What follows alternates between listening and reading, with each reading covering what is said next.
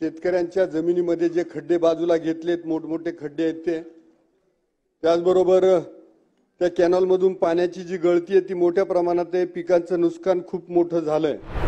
काही ठिकाणी पूल नाहीयेत किंवा पुलांना जो स्लोप द्यायला पाहिजे तो प्रॉपर दिला गेला नाहीये बाजूनं. त्यामुळे बरेचसे ऍक्सिडेंट होऊन जवळजवळ 3-4 जणांना प्राण गमवावा लागलाय. त्यासाठी अकोले तालुक्यात 2 दिवसापासून मोठं शेतकऱ्यांचं आंदोलन या थंडीमध्ये चालू आहे. कॅनलमध्ये बसलेले आहेत. लहामटे.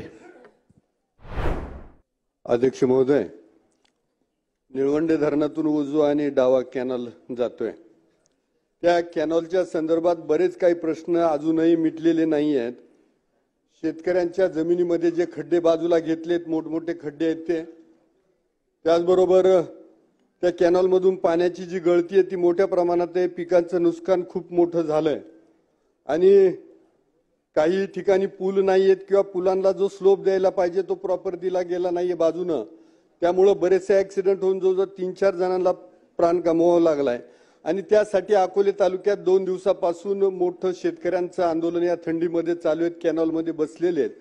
पाणी खालच्या भागात नेलं त्याबद्दल त्या लोकांचं म्हणणं काही नाही, परंतु तिथले जे काही प्रश्न मिटायला पाहिजे ते आतापर्यंत मिटले नाही. म्हणजे ज्या स्थानिकांच्या जमिनी गेल्या, ज्यांच्या धरणामध्ये जमिनी गेल्या, त्या लोकांच्या डोळ्यामध्ये आसू आहे आणि इतरांच्या डोळ्यामध्ये हसू आहे, चेहऱ्यावर हसू आहे.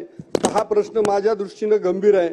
तर कृपा करून मुख्यमंत्री महोदय इथं आहेत, हे प्रश्न निकाली निघावेत. लवकरात लवकर त्या आंदोलनकर्त्यांना शब्द दिले जावेत ही माझी ह्या निमित्तानं विनंती आहे. धन्यवाद.